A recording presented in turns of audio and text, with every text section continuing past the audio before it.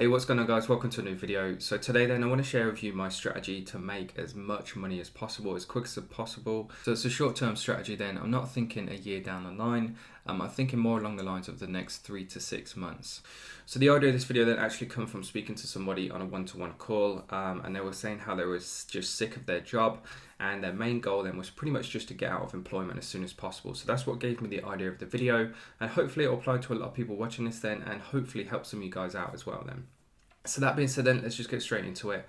And obviously we need to start with a store. Now my advice would be to start with a general store and have it based on kind of like a daily deals kind of theme. So you could call it something like dailypicks.com or grab it while it's hot. I don't know, something not like, don't call it that because that could be misinterpreted as something else, but just something along the lines of that tells people that you're running daily deals. Or sorry to interrupt guys, I forgot to mention I am giving away a free one-to-one call with me on this video. If you want to enter that draw then all you have to do is simply like the video and leave a comment down below. And if you commented on my previous video then just make sure you stay tuned to the end of this one where the winner will be announced. And that being said then, let's get straight back into it. You're running things really cheap on offer, because then it kind of just tells people exactly what you're doing and what you're all about. So the reason for this then is it will allow you to test products individually very quickly and then move on to the next one if it fails. Obviously, if we have a one product store or a niche store and we find we can't sell the products, then we don't want to have to spend all that time creating a completely new store. So with a general store, it just gives us that flexibility. Now, the reason it says test products individually then is because we want to focus on one product at a time, especially if you're a beginner. It was very easy to become overwhelmed when it comes to Facebook ads. So just focus on one product at a time, because ultimately then if you do fail with the products, you want to be able to realize why you failed, analyze the results, and then move on and be better essentially. So the structure then I want you to use, I want you to have 5 collections / niches, so 5 different niches on your store, and then 10 products per collection, so 50 products in total. Now that might seem like quite a lot, but at the end of the day we're starting a proper business here. We want people to take us seriously, and if we've only got 5 or 6 products on our store, it doesn't look very good, and it won't take as much time as you think. Once you have a product page template, then you can simply just copy and paste it for every single one, and then obviously just adapt it to that product. So once you've done that, then I want you to have 2 trending products per niche. So in total, 10 products that you would consider a good product to go out and test on Facebook. So let's say with the niches we're going to be using our dog, bike, cat, and so on. Then you want 2 trending bike products, you want 2 trending dog products, 2 trending cat products, and then we're just going to work our way through them one by one. We also want to make sure then that we include an upsell just to maximize average order value. At the end of the day, we're trying to make as much money as possible, so to not include an upsell would just be silly. But just make sure then that the products that you're upselling comes from the same supplier as the original products that the customer is buying. That way it's going to save you 2 lots of carriage charges, plus the product's going to arrive together. So it just removes any kind of weird questions from your customer essentially. Next thing then is I want you to use countdown timers for the product that you're currently testing. Now there's a lot of controversy about these, but when used correctly and ethically, they can be a great addition to your business, and this is the strategy I want you to use behind them then. So the product you're testing and focusing on with your Facebook ads, just make sure you're driving people directly to your product page. And I want you to run a sale on that particular product for a maximum of 24 hours, and you can use a countdown timer to actually illustrate that. Then at the end of the 24 hours, I want you to put the price of that product back up to its original price, then change the timer to sale starts in, and then keep swapping it out in and out every 24 hours. And then when you're not advertising that product, so when that product has a countdown timer in it that says sale starts in, then that's when you start advertising the other product in the same niche, so you're not skewing the data on your Facebook pixel. So hopefully that makes sense. Now the reason I want you to do that is because if you just don't use countdown timers ethically and people keep coming on your store the next day and seeing that you're still running the same offer, the same whatever, then it's going to put people off. Whereas if they come back and they see that the product price has actually gone up, but then they see the timer saying that the sale's going to start in less than 24 hours, then it gives them incentive to come back on or have a look around at other products or whatever it is. It basically just makes people believe you are who you are, running daily deals, daily sales. And it makes people buy into you that little bit more, and plus it gives people a reason to come back so they can get that product at a different price. One thing you can do as well is on your homepage is just advertise the current product that day that you're running a daily deal on, because then it draws their attention to actually have a look at something, and you never know, if it's in the same niche they might buy that product too. Final point then is if you have the budget to do so, then I recommend using the Shoptimize theme. Now, as it says there in brackets, I'm not affiliated at all, but I'm yet to see a bad looking Shoptimized website, Shopify store. The theme, in my opinion, is just the best one you can buy. So if you are looking for a theme that's going to convert a lot higher, to be honest, than any free theme, then that's the one I recommend. Now, I'm not saying you can't succeed with a free theme, because you definitely can, but I'm just saying if you have that budget and you want to give yourself the best chance possible, then that is the theme that I recommend. Moving on to the next section of the video then, which is what countries should you be going after. Now, the best thing to do is pretty much just follow the demand. So use Google Trends. I've just got a quick example to show you. So this is the dog cool map. If you can put any search terms into here, any product, and it will tell you kind of like where the demand is, whether it's on an upward or downward trend. Make sure you pick a product that's on the upward trend, and then you can follow the countries where the search term is most popular, because then that tells you where the majority of the demand for that particular product is. If you can though, stick to EU. It's just much less competitive than US. I did a video on the best countries to target. Just make sure you target ones that have a high English speaking proficiency. So make sure to go check that video out. But just to kind of give you an example then, Oblo did a study. They're the ones, they're kind of like the main bridge between Shopify and AliExpress, so they get a lot of data through, so they can do studies like this. And if you just look at the 2017 total orders, just look at the size of the US compared to every other country. That just shows how many people are actually dropshipping to the US versus other countries. So in terms of competitiveness, then your best chance stands outside of the US, in my opinion. I mean, if you just look at this, the US versus just the rest of the world, it still outperforms it by quite some. So moving on then, the reasons behind this then is it will convert higher and only increase as popularity increases. So if you pick a product that's at the very bottom of its kind of peak, then as that increases, there's going to be more and more people looking to buy that product, and therefore your conversion rate should increase. Final point then, try and source product in the local country. Use the ship from menu on AliExpress, just purely because the quicker we can get our product to our customer, then obviously the better. So just to quickly illustrate how that works. I'm on AliExpress here. Make sure you choose the country that you're going to be selling in, so wherever the demand for that product is. Search for your product, and then this little drop down here, you can select all these different countries which you can source products in. So if we're shipping to Denmark, then these are all the different options. There's even products in the UK, which you can see. But if we were to get something a bit closer, I don't know, let's just choose Germany. We can pick on, let's go for the most popular products. We can have a look at this then and just see, just to illustrate kind of how quickly you can actually source your products on AliExpress. So if we just choose Germany, will not deliver to Denmark. In fact, let's try the UK. So 5 to 15 days. So as you can see, it's a lot quicker. So the reasons behind choosing a seasonal trending product then is because it will sell pretty much immediately. Brand heavy products like clothing, apparel, watches, things like that, they're the kind of things that people need to be reminded about over and over again. Whereas if it's a trending product, then it's in demand, and it's the kind of product where people don't care what brand it is, then it's the sort of thing that people will buy on impulse. And what I mean by that then is when they see it, as long as it's on a good store and you're selling it for the right price, they'll just buy it there and then.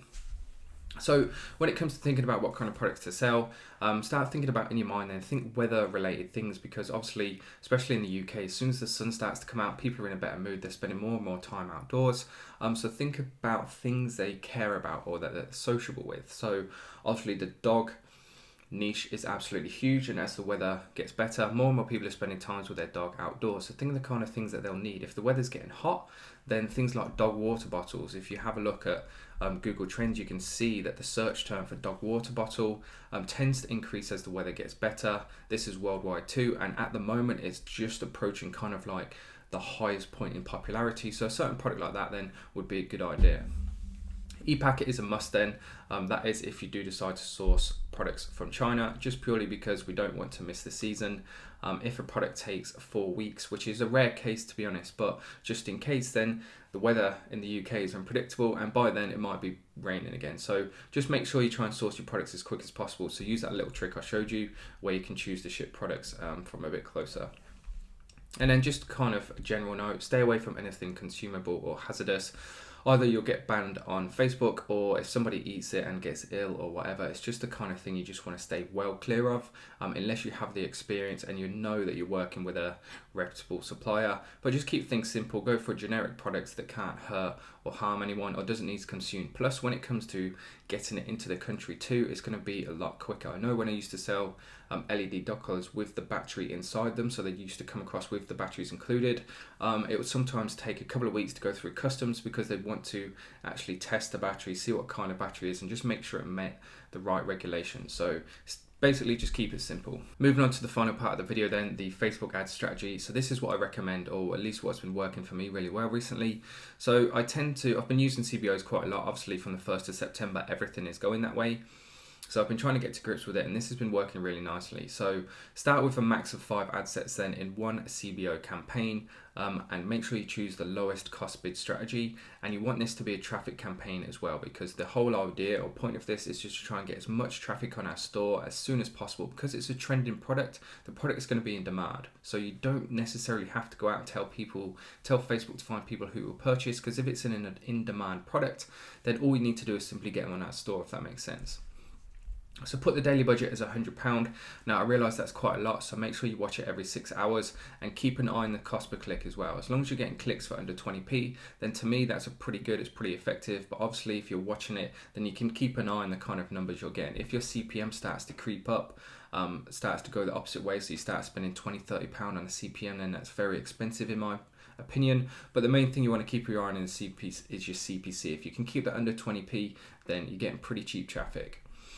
Each ad set then, in terms of structure, you want one interest related to the niche that you're in, and you want to flex it with engaged shoppers. Now in terms of the size of the interest or how broad you want to go, it's completely up to you, but just make sure the audience size is around about 1 million people, and make sure this interest then is relevant to your niche in the most specific way possible. So if you're going into the cat niche, for example, try and pick interests that are related to people who will own cats. So things like cat training, if that exists, or cat foods, or cat brands, or cat shops. Now, a word of warning as well is make sure they're purely unique to cats, because I've seen people target shops that sell cat food, but there'll also be shops that sell dog food as well. So it's not an interest that's specific to cat owners, if that makes sense.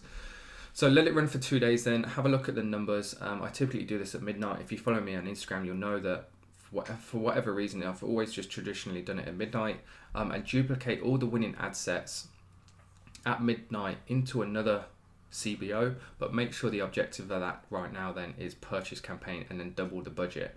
And what that's going to do then is it's basically just going to tell Facebook that you've found the right audiences that are performing well, but this time we do want to go after purchases because we're driving a significant amount of traffic, spending £100 a day at 20p per click.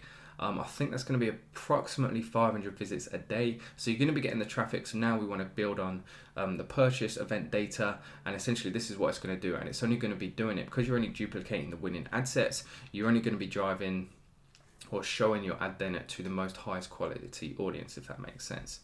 So duplicate the winning ad sets at midnight. So start a new campaign at midnight. Make sure it's a CBO. Make sure it's a purchase campaign objective, and double the budget. And that is typically what I'll do then in the first kind of week. And then if you want to build on that, if you have the budget, things are going nicely, then this is just the kind of extra stuff that I recommend running alongside. And I typically keep all my lookalike audiences and retargeting ads in separate campaigns as well, just because I like to keep my ad manager neat and tidy. So to build on then what we've already discussed, to be honest, there's nothing really new here. You've probably heard me talk about it in other videos. However, if you're new to the channel, then I'm going to go through it quickly with you now.